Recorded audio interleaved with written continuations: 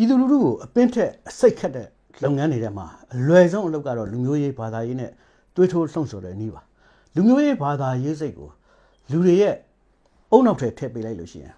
်ဘာမှမမြင်နိုင်တော့ဘဲနဲ့အမှောင်ကျသွားတတ်ပါတယ်ကမ္ဘာပေါ်မှာအဲ့ဒီနည်းကိုအသုံးပြုတဲ့အလုပ်ကိုအောက်တန်းအကျဆုံး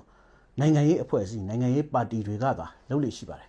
ဖက်စစ်နာဇီပါတီမှန်သမျှဟာအဲ့ဒီလူမျိုးရေးဘာသာရေးအစိတ်ခတ်တဲ့အလုပ်ကိုလက်နက်ကောင်းတစ်ခုတစ်ပွဲကင်ဆွဲအသုံးပြုလို့ရှိပါတယ်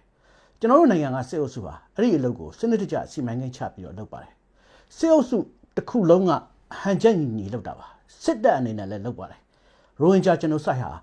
လူမျိုးရေးဘာသာရေးတွေးထိုးလှုံ့ဆော်မှုကိုအကြီးအကျယ်ဆုံးပမာဏနဲ့အပြင်းထန်ဆုံးလုပ်သွားတာပါဦးသိန်းစိန်အာဏာရတဲ့အချိန်မှာအစိုးရအနေနဲ့လည်းလုပ်ခဲ့ပါတယ်ဒိုင်နာကားတွေပေါ်မှာစွမ်းအားရှင်တွေကြက်ဖွန့်တွေကိုတင်ပြီးတော့ဗလီတွေကိုမီးလိုက်ရှို့ပါတယ်မိထီလာလူတပ်ပွဲကိုရဲကလက်ပိုက်ကြည့်နေခဲ့ပါတယ်ရှင်ညာနိုင်တရနဲ့ရှင်စေကိန်ဓာတ်တို့ကိုခေါ်ပြီးတော့မဘာသာအဖွဲ့ထူထောင်ရေးကိုဦးသိန်းစိန်ကစီမံကိန်းချခေါ်ယူဆွေးနွေးပြီးတော့လုပ်ခဲ့ပါတယ်ငကိုရှိနေတဲ့လူမျိုးရေးဘာသာရေးအခန့်အပေါ်မှာစစ်တပ်ရဲ့အမာခံတွေကိုထည့်သွင်းပြီးတော့ဖွဲ့စည်းလိုက်တာပါသူတို့ဖွားဘက်တော်ကြက်ဖွတ်ပါတီအနေနဲ့လည်းလူမျိုးရေးဘာသာရေးတွေးထိုးလှုံ့ဆော်မှုကိုဆင်ဆက်မပြတ်လုပ်ပါတယ်အခုလောလောဆယ်ကြက်ဖွတ်ပါတီခေါင်းဆောင်ဦးခင်ရီပြောနေတဲ့စီယုံရေးတွေကိုလည်းကြည့်နိုင်ပါတယ်စနစ်တကျအစီအစဉ်ချပြီးတော့လုပ်နေတာပါသူတို့အာဏာရရင်ပို့ပြီးတော့တိုးချဲ့လုပ်အောင်မဲ့အစီအစဉ်တွေကိုလည်းမြင်နေရပါတယ်ထူးခြားတာတစ်ခုကတော့အဲ့လိုလုပ်နေတဲ့ဥခင်ကြီးဟာရွှေဝါရောင်တော်လိုင်းရေးမှာတန်ဃာတွေကိုနှိမ်နှင်းတက်ဖြတ်ခဲ့တဲ့သူတယောက်ဆိုတဲ့အချက်ပါရွှေဝါရောင်တော်လိုင်းရေးရဲ့အဓိကလက်သည်တွေထဲမှာဦးသိန်းစိန်တွားလေသူဦးမြင့်ဆွေနဲ့ဥခင်ကြီးတို့ဟာထိတ်ဆုံးကနေတက်တက်ကြွကြွပါဝင်ခဲ့တယ်ဆိုတာကဖုံးလို့ဖျောက်လို့မရတဲ့သမိုင်းမျိုးပါပြည်သူတွေရှင်လန်းအားရတဲ့တစ်တုံညာနှစ်ခွန်စစ်စင်ရေးဟာသူ့အတွက်တော့လူမျိုးရေးဘာသာရေးတွေးထိုးလှုံ့ဆော်စရာတစ်ခုလို့မြင်ပါတယ်ဒီနေ့ကကျွန်တော်တင်ပြခဲ့တဲ့ညီညွတ်ရေးတပ်ပေါင်းစုဖွဲ့ရေးအတွက်ကိုအချင်းချင်းပြဿနာတွေကိုခိတ္တဘေးဖယ်ထားနောက်တန်းခဏပို့ထားပါဆိုတဲ့ဗီဒီယိုရဲ့အောက်မှာကျွန်တော်ကိုမှန်းဆဝေဖန်သွားတဲ့အချက်ကိုသတိပြုမိပါတယ်အဲ့ဒါကဘာလဲဆိုတော့သူလဲသူ့လူမျိုးဘက်ကနေပြီးတော့လိုက်ပြီးပြောမှာပါပဲဆိုတော့မှန်းဆချက်ပါအဲ့ဒါလိုပြောတဲ့အချက်ပေါ်အခြေခံပြီးတော့လူမျိုးရေးဘာသာရေးအကြောင်းတွေကိုဆက်ပြောစရာတွေရှိလာတယ်လို့တွေးမိပါတယ်ကျွန်တော်မှလူမျိုးမရှိပါဘူးလူမျိုးတိုင်းဟာကျွန်တော်လူမျိုးတွေပါလူမျိုးတိုင်းဟာကျွန်တော်ဆွေကျွန်တော်အမျိုးကျွန်တော်ညီအကိုမောင်နှမတွေပါပဲကချင်လူမျိုးကသမရဖြစ်နေရင်လဲကျွန်တော်အတွက်ဘာမှပြဿနာမရှိပါဘူးကရင်လူမျိုးကကာကွယ်ရေးဦးစီးချုပ်ဖြစ်နေရင်လဲကျွန်တော်အတွက်ဘာမှပြဿနာမရှိပါဘူးမန္တလေးကိုရှမ်းပြည်နယ်ထဲပေးလိုက်ရမယ်ဆိုလို့ရှိရင်လဲဘာမှပြဿနာမရှိပါဘူးရခိုင်လူမျိုးကနေပြည်တော်တက်သိမ်းလဲဘာမှပြဿနာမရှိပါဘူး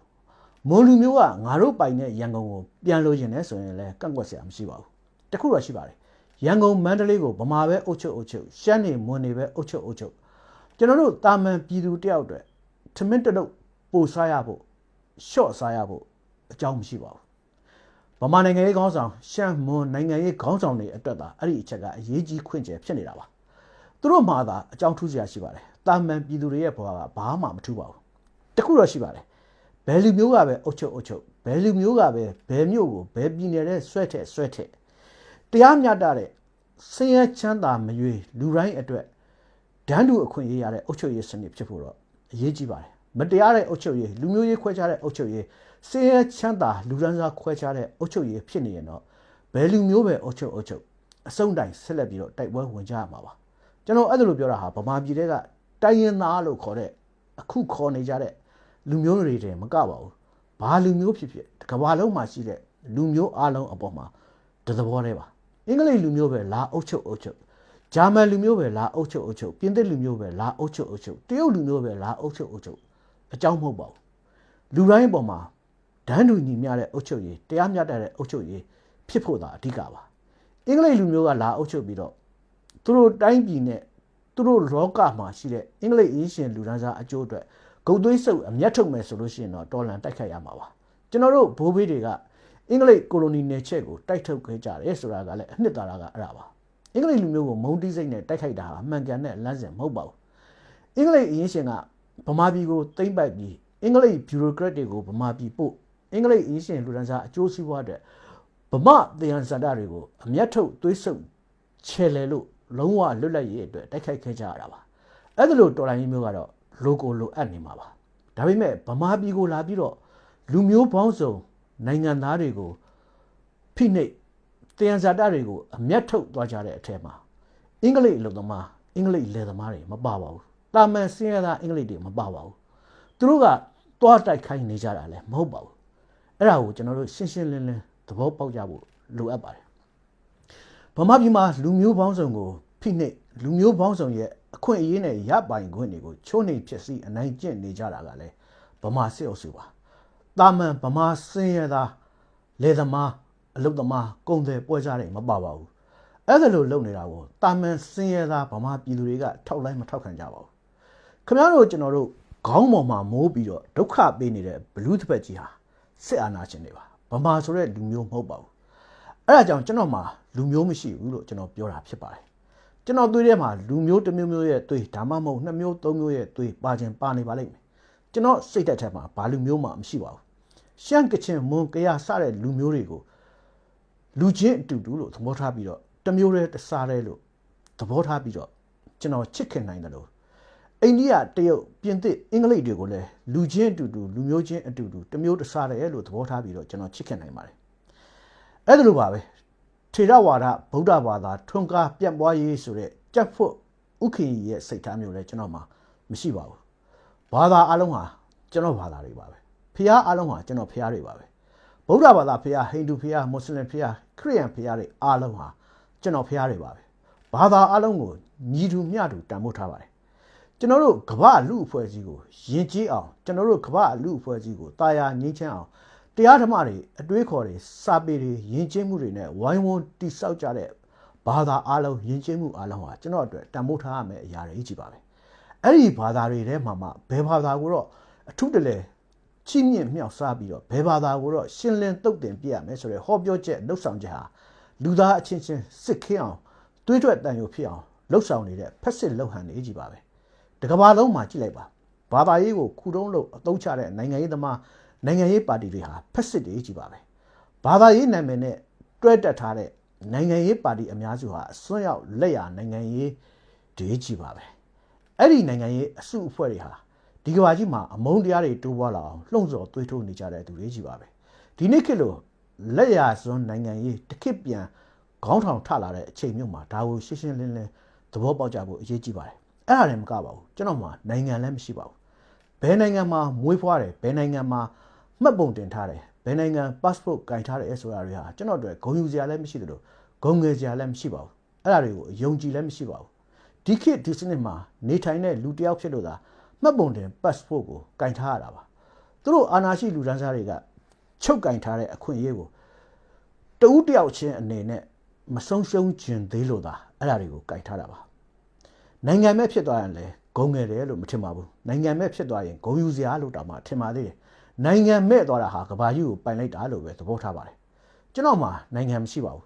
ကျွန်တော်ဟာကမ္ဘာနိုင်ငံသားတယောက်လို့ပဲခံယူပါတယ်ကဘာကြီးတစ်ခုလုံးနေရာတိုင်းဟာကျွန်တော်နဲ့ဆိုင်တယ်ကျွန်တော်ရပိုင်ခွင့်ရှိတယ်လို့ပဲသဘောထားပါတယ်အုပ်စိုးသူတွေကကန့်သက်ချုပ်ချယ်ထားလို့ကဘာကြီးကိုအခုကျွန်တော်မပိုင်ရသေးပေမဲ့ဒီကဘာကြီးဟာလူသားအားလုံးပိုင်ဆိုင်တဲ့ကဘာကြီးလို့ပဲယူဆပါတယ်ကဘာကြီးကိုအုပ်ချုပ်သူတွေကမြေပုံဆွဲမှင်နီတားပြီးတော့ငါနဲ့နမိတ်ထဲကိုလာကျင်လို့ရှိရင်ငါတို့အစိုးရစီကခွင့်ပြုချက်တင်ရမယ်သူတို့နယ်နမိတ်ထဲကိုတွားကျင်ရင်သူတို့အစိုးရစီမှာခွင့်ပြုချက်တင်ရမယ်ဆိုတာလေအားလုံးဟာကျွန်တော်တို့လူတူးချင်းစီရဲ့လွတ်လပ်ခွင့်နဲ့မွေးရပါအခွင့်အရေးတွေကိုတကဘာလုံးမှာရှိတဲ့အုပ်စိုးသူလူရန်စားတွေကညှိနှိုင်းပြီးတော့ဖိနှိပ်ချုပ်ချက်ထားတဲ့အရာတွေကြီးပဲလို့မြင်ပါတယ်ဒီလိုချိန်မျိုးမှာကျွန်တော်တို့ဟာကဘာကြီးနဲ့စာလို့ရှိရင်နွားချီရခွက်တာတာပဲရှိတဲ့နိုင်ငံငယ်လေးထဲမှာနေပြီးတော့ပလက်ဝကိုသူပိုင်တဲ့နဲ့ငါပိုင်တဲ့နဲ့ဆိုတာမျိုးရှမ်းပြည်နယ်ထဲမှာကချင် sub state ရှိတဲ့မရှိတဲ့ဆိုတာမျိုးရှမ်းပြည်နယ်ထဲမှာဝရီပလောင်တွေကိုအခွင့်အရေးပေးတဲ့မပေးတဲ့ဆိုတာမျိုးတွေကိုပဲရှီတန်းတင်အငင်းပွားနေကြပြီးတော့တကက်အာဏာရှင်စစ်တကက်ဖိနှိပ်ညှဉ်းပန်းတပ်ဖြတ်သူစစ်ဖြစ်တဲ့ဆရာအာဏာရှင်တွေကိုတိုက်ဖို့မေ့နေမယ်လစ်လျူရှုထားမယ်သူတို့ကိုအခွင့်သာအောင်ခွင့်ပြုထားမယ်ဆိုလို့ရှိရင်သားစဉ်မြေဆက်ဖာဖြစ်ကုန်ကြပါလိမ့်မယ်ကျွန်ဖြစ်ကုန်ကြပါလိမ့်မယ်လူမျိုးပေါင်းစုံပြည်သူလူထုကြီးကနေမွေးလာသမျှသားတွေသမီးတွေဟာစစ်အုပ်စုအတွက်ကျွန်နေလို့အလုပ်လုပ်ပေးကြရမယ်သူတွေဖြစ်လာကြပါလိမ့်မယ်အဲ့ဒီသားသမီးတွေဟာစစ်အုပ်စုက တနက်ပြစ်ကျင့်လက်တဲ့ဆမ်းမှုမွေးလာကြတဲ့သူတွေဖြစ်ကုန်ကြပါလိမ့်မယ်ခင်ဗျားတို့ကျွန်တော်တို့အခုရင်ဆိုင်နေရတဲ့အန်ဒီဟာအဲ့ဒါလောက်အထိကြီးမားပါတယ်ဒါတွေကိုတင်စားချက်အနေနဲ့ပြောနေတာမဟုတ်ပါဘူးတကယ်လက်တွေ့ဖြစ်နေတဲ့အရာတွေပါ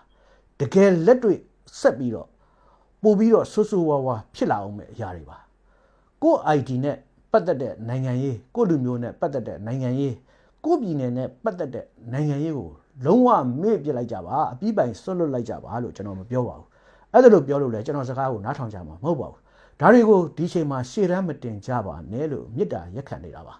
လူမျိုးပေါင်းစုံပြည်သူလူထုကြီးရဲ့မျက်နှာလူငယ်တော်လှန်ရေးသမားတွေရဲ့မျက်နှာကိုကြည့်ပြီးတော့တယောက်ချင်းစီရဲ့ကိုကြိုးတစုတစ်ဖွဲ့ရဲ့ကိုကြိုးလူမျိုးစု